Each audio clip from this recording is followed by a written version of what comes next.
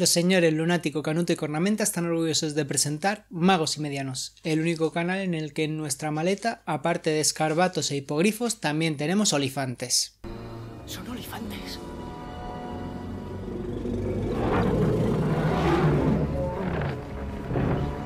Y precisamente hoy nos vamos a adentrar en esa maleta para hablar de los animales fantásticos que tienen protagonismo en la película de Animales Fantásticos Los Secretos de Dumbledore.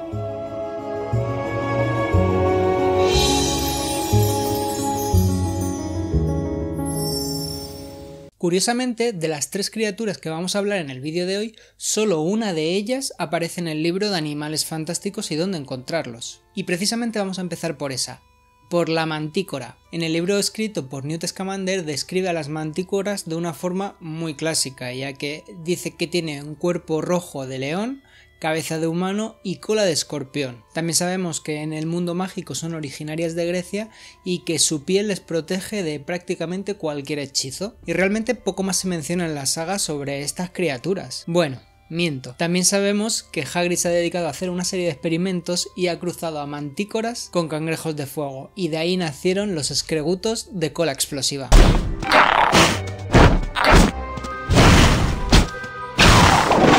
Y antes de hablar de las mantícoras que podemos ver en Los Secretos de Dumbledore, vamos a adentrarnos un poquito en la mitología Muggle. Las mantícoras son criaturas quiméricas, es decir, está formado por partes de diferentes animales. Y precisamente una de las descripciones más clásicas es exactamente la que hace Newt Scamander o J.K. Rowling en el libro de Animales Fantásticos y dónde encontrarlos. Como decíamos antes, cuerpo de león, cara de humano y una cola con aguijones, muchas veces similar a la de un escorpión. En versiones más modernas de esta criatura se le han añadido cosas como cuernos o alas de dragón o de murciélago gigante. Aunque todos asociamos la mantícora al mundo griego, a la mitología griega, realmente se trata de una criatura de la mitología persa, y su nombre significa literalmente devorador de humanos. La cultura griega acabó asimilando esta criatura gracias al libro Historia de la India, escrito por el médico Ctesias en el siglo IV a.C. Este libro está completamente desaparecido y solo sabemos de él gracias a referencias posteriores. Y realmente, a diferencia de otras criaturas como pueden ser los dragones o los centauros, que siempre tienen alguna historia detrás de ellos, de la mantícora realmente se sabe muy poco. No tenemos un mito en el cual esta criatura sea protagonista. En este libro se mencionaba que la criatura se dedicaba a merodear por los bosques al acecho de humanos. Cuando lo localizaba, le lanzaba unos dardos paralizantes y lo asesinaba. Posteriormente se lo llevaba a su cueva y en esa cueva acababa devorándolo. Además, también se quedaba con las pertenencias para que nadie pudiese localizar a las víctimas. Por lo tanto, vemos que era una criatura muy inteligente. Es bastante curioso porque este tipo de criaturas se consideraban criaturas reales y que realmente estaban en bestiarios de historia natural. Ya en el siglo II había cierto escepticismo con estas criaturas que eran tan fantásticas, tan extraordinarias. De hecho, el griego Pausanias creía que esta criatura, la mantícora, era simplemente una descripción exagerada que tenían los persas de los tigres. Aún así, otros eruditos como Plinio todavía creían a pies juntillas que esa criatura existía y lo seguían incluyendo en sus bestiarios. El de Plinio es muy curioso porque añadía una característica extra a la descripción que teníamos anteriormente, y es que la mantícora tenía 3 filas de dientes en la parte superior y en la parte inferior. La mantícora siguió apareciendo en distintos bestiarios a lo largo de toda la historia e incluso se convirtió en un símbolo heráldico bastante importante. Por ejemplo, fue el símbolo de William Hastings. A diferencia de lo que ocurre con otras criaturas, la mantícora siempre ha tenido connotaciones muy negativas. Y ahora hablaremos un poquito de las mantícoras que aparecen en Animales Fantásticos. Y solo voy a hablar de su morfología, no voy a hacer ningún tipo de spoilers, porque realmente las hemos visto en los trailers. Aunque tiene características que se asemejan un poquito a la descripción, como la cola de escorpión o el color rojizo, realmente no tiene nada que ver. Sinceramente, si tienes una descripción tan detallada de cómo es una criatura, luego cuando la vayas a adaptar a la película no hagas una especie de escorpión, cangrejo raro. Con el bicho en sí no tengo ningún problema. Me gusta su aparición, me gusta la escena que protagoniza, pero no digas que es una mantícora, di que es otro tipo de bicho, un cangrejo de fuego, o directamente invéntate la criatura, porque ya lo han hecho anteriormente.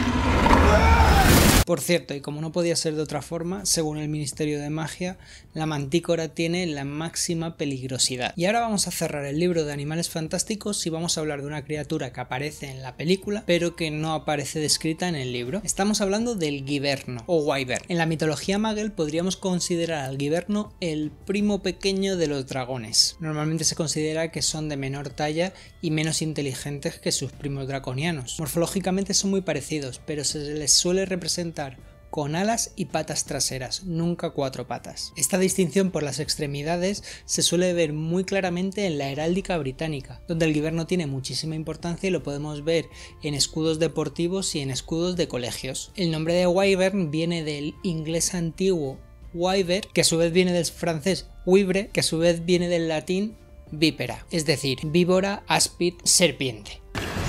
Hoy en día es bastante fácil encontrar givernos en la literatura fantástica o criaturas similares, pero ya aparecían en bestiarios de la Edad Media. Y a diferencia de lo que ocurría con la mantícora, la representación que tenemos del wyvern en la película de Animales Fantásticos, Los secretos de Dumbledore, me gusta bastante. Para empezar, parece tener dos formas. Una forma pequeñita y regordeta, con alas diminutas y que es capaz de hincharse como un globo aerostático para así luego extenderse y llegar a su envergadura final. Cuando está con este cuerpo extendido es muy similar al dragón, pero al haberle dado esta característica tan definitoria, al final hace que veamos claramente que son dos criaturas distintas, sobre todo teniendo en cuenta que los dragones en esta saga ya tenían solo 2 patas traseras y las alas delanteras, por lo tanto la característica que suele definir a un dragón y a un wyvern en la mitología popular ya no la podías utilizar. Además, el wyvern que hemos podido ver en la película tiene un pico parecido a un pico de pato que le aleja un poquito más del aspecto habitual que tienen los dragones, y poquito más se puede decir de estas criaturas. Y por último vamos a hablar de la criatura mágica que tiene mayor protagonismo en Los secretos de Dumbledore. Sí, estoy hablando del Qilin. Alguna cosilla de las que me gustaría comentar de esta criatura se podrían considerar spoiler, por lo tanto, primero voy a hablar un poquito de la figura mitológica y posteriormente pondré una alarma spoiler para poder hablar un poquito más en profundidad del papel de esta criatura en la película. Así que cogemos el traslador y nos vamos al lejano oriente. Y es que el Qilin es una criatura mitológica de China, Corea y Japón, donde se conoce como Kirin. Se trata de una criatura ungulada, con características similares a las de un ciervo o un caballo, pero siempre con pezuñas. Además, sus cuerpos suelen estar recubiertos de escamas, ya sea parcial o totalmente. En la mayoría de representaciones también tienen crines ascendentes y astas de ciervo, pero como siempre ocurre con estas criaturas híbridas, algunas descripciones lo mencionan como con cuerpo de dragón o con cuerpo de león. Cuenta la leyenda que estas criaturas suelen aparecer cuando se va a presentar un gran sabio o un gobernante muy capaz. Muchas veces se le ha relacionado con el unicornio, de hecho incluso se le llega a llamar el unicornio chino, aunque no tiene un solo cuerno, tiene 2. Y no son cuernos, son astas. Pero bueno, esta asimilación es sobre todo por la representación de la paz y la pureza. Es una criatura herbívora y se dice que es capaz de pisar la hierba sin perturbarla, para así no dañar a ningún ser vivo. Las referencias más antiguas del Qilin las podríamos situar en el siglo V a.C.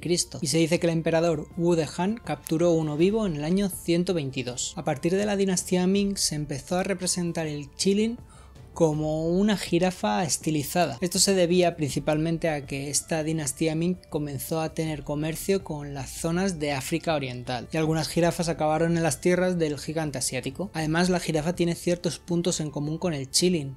Es una criatura que rebosa tranquilidad. Además, al ser tan alta parece que realmente no perturba la hierba porque sus patas están muy alejadas de la misma. E incluso si le ponemos un poquito de imaginación, las manchas que presentan las jirafas podrías asimilarlas a las escamas que se menciona que tiene el Qilin. En Los secretos de Dumbledore esta representación es bastante canónica respecto a la mitología clásica. En la película podemos ver a un Qilin adulto, hembra en este caso, y a una criatura, y claramente vemos que tiene características muy similares a las de los ciervos, aunque un tamaño algo mayor. Aunque me diréis, esta representación no tiene astas, y claro, es que si tenemos en cuenta que, como decíamos antes, el Qilin que vemos adulto es hembra y luego vemos los cervatillos Qilin, es lógico que no tengan astas. Y a partir de aquí vamos a hablar ya con spoilers de la película, así que si no la habéis visto, me despido de vosotros.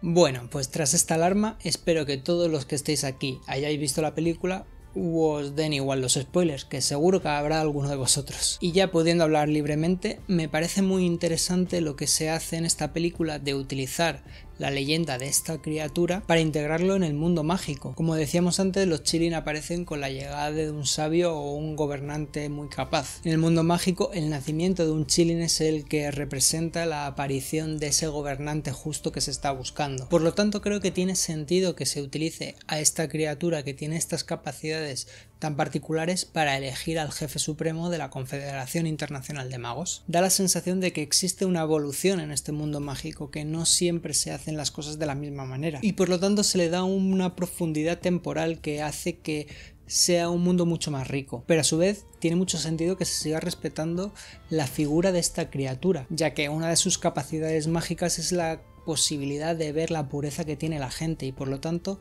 tiene mucho sentido que si se arrodilla delante de un mago sea porque de verdad sea una persona íntegra y que sea capaz de gobernar de una forma justa. Que Grindelwald utilice esta figura para que le avale como gobernante tiene todo el sentido del mundo. No estamos hablando de algo que se pueda manipular fácilmente, aunque aquí lo hace. Por lo tanto, si esta criatura acepta a Grindelwald, la comunidad mágica, aunque con sus reticencias, es lógico que pueda llegar a pensar que lo que quiere hacer Grindelwald tiene sentido y es positivo. Pero al igual que ocurría cuando Voldemort bebía la sangre del unicornio en Harry Potter y la Piedra Filosofal, que Grindelwald haga algo tan atroz como matar a un ser tan puro y que luego lo utilice de una forma tan despreciable, me parece todavía más grave que cualquier asesinato que pueda cometer. Son esa clase de actos que vemos a lo largo de toda la saga que creo que tienen mucho significado, tanto para desarrollar y caracterizar al personaje, que no tiene ningún tipo de escrúpulos para hacer lo que tiene que hacer para conseguir lo que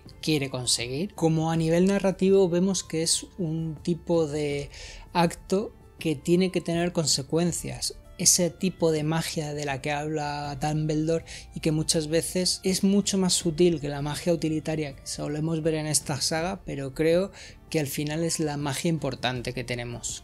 Habrás de matar a algo tan puro que desde que su sangre roce tus labios tendrás media vida, una vida maldita. Por otro lado, la primera vez que vi la película había algo que no me cuadraba mucho, y era el hecho de que una vez que el Qilin se arrodillaba delante de Dumbledore, luego pudiese cambiar de opinión. Si una vez que nace un Qilin eso significa que hay un gobernante digno, pero claro, no solo nació un Qilin, fueron gemelos, por lo tanto esto nos dice que en ese momento de la historia no solo había un posible gobernante justo, sino dos, y entonces tiene sentido ese cambio de parecer que tiene la criatura, aunque hubiese molado mucho que se hubiese arrodillado ante Jacob.